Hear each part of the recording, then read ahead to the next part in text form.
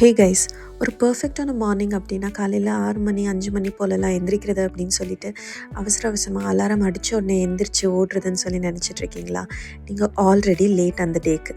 ஒரு பெர்ஃபெக்ட் டே அப்படின்னா அது ஸ்டார்ட் ஆகிறது வந்து அன்னைக்கு காலையில் கிடையாது, ப்ரீவியஸ் டே நைட் 9 o'clockன்னு வச்சுக்கோங்களேன். காலையில் இருக்கிற முக்கியமான வேலையை லஞ்ச் பாக்ஸ் ரெடி பண்ணி ஸ்கூலுக்கு ஆஃபீஸ்க்குன்னு சொல்லி கொடுத்து அனுப்புறது தான். இதுக்காக நம்ம காலையில் கிச்சனுக்குள்ளே வரும்போது பார்த்தீங்கன்னா சிங்கில் பாத்திரம் இருக்குது, இல்லை மேடையெல்லாம் இன்னும் டர்ட்டியாக இருக்குது, இன்னும் நீட் பண்ணல அப்படின்னா அப்போ வரும் பார்த்தீங்களா ஒரு டென்ஷன், அதோட ஆங்ஸைட்டியும் சேர்ந்து வந்துடும். அதோட அந்த டே ஃபுல்லாக அப்படியே தான் கேரி ஓவர் ஆகும். அதனால என்னோடய நைட் ரொட்டீனோட முக்கியமான பார்ட் என்ன அப்படின்னா என்னோடய கிச்சனை க்ளீன் பண்ணுறது. My sink should always be empty. அதே மாதிரி கவுண்டர் டாப்ஸ் எல்லாம் க்ளீனாக தொடச்சிட்டு எந்த ஒரு விஷயமும் வெளியே இருக்கக்கூடாது. இப்படி ஒரு கிச்சனை காலையில் நம்ம வந்து பார்த்தோன்னு வச்சுக்கோங்களேன், ஜாலியாக காஃபி குடிச்சிட்டு அந்த டேயை ஹாப்பியாக ஸ்டார்ட் பண்ணலாம் அப்படின்னு தான் தோணும். எனக்கு வந்து குக்கிங் ரொம்பவே பிடிக்கும்.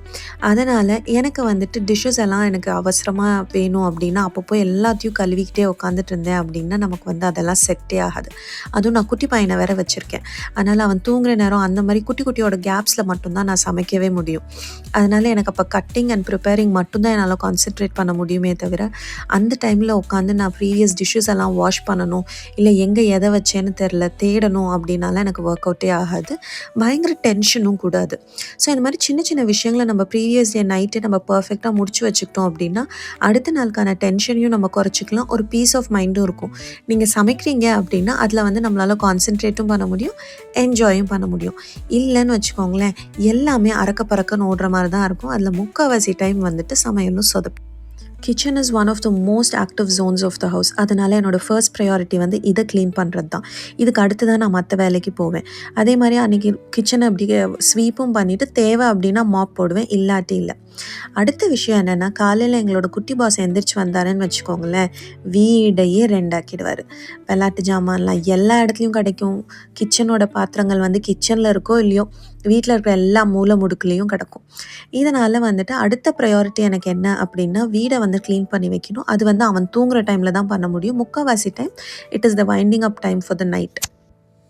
அதுவும் குட்டி பையன் இருக்குன்றதுனால எல்லாத்தையும் தூக்கி வாயில் போடுவான். அதனால வீடு வந்து ரொம்ப க்ளீனாக மெயின்டைன் பண்ணி ஆகணும். Sweeping and mopping is very frequently required. முழிச்சிருக்கிற நேரத்தில் பண்ண முடியாது. ஸோ எல்லோரையும் படுக்க வச்சதுக்கப்புறமா அன்னைக்கு நைட்டு என்னெல்லாம் திங்ஸ் வந்து அவுட் ஆஃப் ஆர்டரில் இருக்குதோ அது எல்லாத்தையும் எடுத்து வச்சிடணும். I start with my couch. Usually நிறைய திங்ஸ் அங்கே தான் கிடக்கும். வாட்டர் பாட்டில், வைப்ஸ் அப்படின்னு சொல்லிட்டு எல்லாத்தையும் எடுத்து அதோட இடத்துல வச்சிடுவேன். ஏன்னா காலையில் அவசரத்துக்கு நமக்கு தேவை இருக்கும், அப்போ நமக்கு கிடைக்காது. அடுத்தது வந்து அவனோட டாய்ஸ் வீட்டில் இங்கே அங்கே தான் கிடையாதுங்க, எங்கே வேணாலும் இருக்கலாம். சில நாள் நான் ஷூ ரேக்கில் கூட டாய்ஸை பார்த்துருக்கேன். அதனால் இந்த டாய்ஸ் எல்லாம் எடுத்து வைக்கணும். அதே மாதிரி பார்த்திங்கன்னா நிறைய டாய்ஸ் வந்து கால்லையும் குத்தும். அடுத்த விஷயம், என் பையனை நான் ஸ்கூலுக்கு அனுப்பணும் காலையில் அப்படின்னா உட்காந்து இது அதுன்னு என்னால் காலையில் தேடிட்டு இருக்க முடியாது. செம்மையாக டென்ஷன் ஆகும். அதனால் அவனுக்கு அன்றைக்கி லைப்ரரி டே இருக்கா இல்லை என்ன ஒர்க் இருக்குதுன்னு பார்த்துட்டு அதுக்கு தேவையான திங்ஸ் எல்லாம் பேக்குள்ளே எடுத்து வச்சுட்டு ஷூ, அதே மாதிரி இப்போ நம்ம வின்டர் சீசனுன்றதுனால தேவையான ஜாக்கெட், மிட்டன்ஸ், கேப் எல்லாமே பர்ஃபெக்டாக எடுத்து வச்சுருப்பேன். இல்லை காலையில் கிளம்பும் போது செம டென்ஷனாக இருக்கும். அப்புறம் ஹை டிராஃபிக் ஏரியாவாக இருக்கிறது வந்து எங்கள் வீட்டில் இந்த ஹால் தான். அதனால் கார்பெட் மேலே தான் மேக்ஸிமம் டஸ்ட் இருக்கும். It's a dark colour carpet, நிறைய திங்ஸ் வந்து அங்கே எங்கே இருக்குதுன்னு தெரியாது. அதனால் அதை ஃபுல்லாக வந்துட்டு க்ளீன் பண்ணி ஆகணும். இதெல்லாம் முடிச்சதுக்கப்புறமா பார்த்தீங்கன்னா கொஞ்சோண்டு டைம் இருந்துச்சு அப்படின்னா ஏதாவது இந்த மாதிரி குட்டி எம்ப்ராய்டரி, க்ரோஷே அந்த மாதிரி ஏதாவது ஒரு வேலையை பார்ப்பேன்.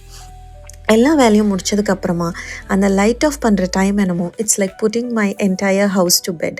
ஸோ அந்த ஒரு மொமெண்ட் எப்படி நான் என்னோடய குழந்தைங்கள டக் பண்ணுறேனோ அதே மாதிரி என்னோடய வீடும் பர்ஃபெக்டாக க்ளீனாக இருக்குதுன்னு சொல்லிட்டு அதை டக் பண்ணி முடிக்கிற மாதிரி தான் இருக்கும். So it is not actually my night routine, it is the prep for the next day morning. அடுத்த விஷயம் நான் பண்ணுறது என்ன அப்படின்னா எல்லாத்தையும் நான் ஒரு லிஸ்ட் போட்டு நிறைய விஷயங்கள் நான் அடுத்த நாள் பண்ணணுன்னா என்னால் முடியாது.